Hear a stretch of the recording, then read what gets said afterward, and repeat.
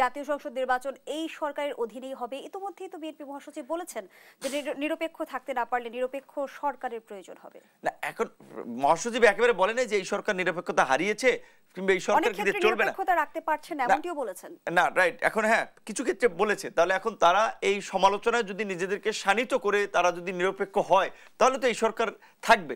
তো সেক্ষেত্রে এটা আশা করা যায় নির্বাচন পর্যন্ত থাকার যথেষ্ট সম্ভাবনা আছে এবং তারা আমরা বলছি যে টেস্ট খেলুক, জাতীয় নির্বাচনের আগে স্থানীয় নির্বাচনটা দেখ।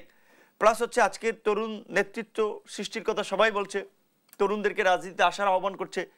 কলেজ বিশ্ববিদ্যালয়গুলোর এখনও পাবলিক অনেক বিশ্ববিদ্যালয় শিক্ষার আসলে স্বাভাবিক পরিবেশ ফিরে নেই, এখানে এখনও মব জাস্টিস অস্থিরতা আছে।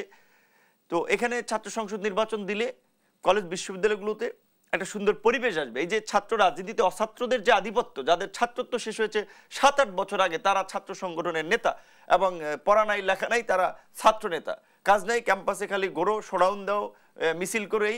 তো সেক্ষেত্রে যদি ছাত্র সংসদ নির্বাচনটা হয়, নিয়মিত শিক্ষার্থীরা ছাত্র রাজনীতির মধ্যে ঢুকে যাবে, ছাত্র রাজনীতি একটা ভালো শেপ হবে।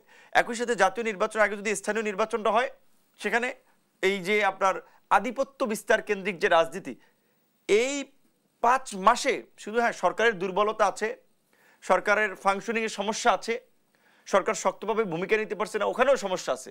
কিন্তু রাজনীতিবিদদের আমাদেরও তো 5 মাসেও বেশ সমস্যা বের হয়ে এসেছে। আমরা যে বিরোধী দলে থাকা অবস্থা অনেকে ছিলাম মজলুম, এখন তো আমরা অনেকে জালেম হয়ে উঠছি। কাজে এই যে আমরা ক্ষমতায় না যাই আমরা যে জালেম হয়ে উঠছি, ক্ষমতায় গেলে এক একজনের পরিস্থিতি কি হয় সেটাও তো দেখার বিষয়। তারপরেও কথা আছে, জনগণ যদি তারপরেও কোনো জালেমকেও যদি আপনার জনপ্রতিনিধি বানায়, সেটা ভোগান্তিটা ভুগবে জনগণ। আমরা তো বলছি যে আমরা একটা ভালো রাজনীতি চাই, এখন জনগণ যদি আমাদের সমর্থন না করে তাহলে আপনাকে সমর্থন করলে আপনি যাবেন জনপ্রতিনিধি হবেন। তো সেই ক্ষেত্রে স্থানীয় নির্বাচনের দেওয়াটা প্রয়োজন। কেন এই যে গত 5 মাসে দেখবেন আপনি ধরেন এই Mohakhali bus stand, Sayedabad bus stand, Karwan Bazar, সবজির বাজার কিংবা এই কাঁচা বাজার, এই সমস্ত জায়গায় রাস্তার ফুটপাত থেকে শুরু করে গুলিস্তান, বিভিন্ন জায়গায় আগে টাকা নিচ্ছে আওয়ামী লীগের লোক এবং পুলিশ মধ্যস্থতায়।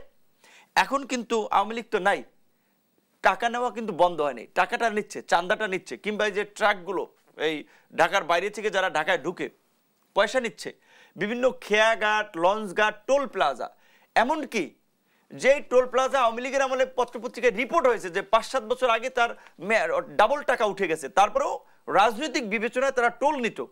সেই টোল প্লাজাগুলো, প্রত্যেকটা টোল প্লাজা এখন রাজনৈতিক দলের নেতারাই আপনার টোল উঠাচ্ছে। আমি একটু শেষ করি, এই টাকাটা উঠাচ্ছে কে?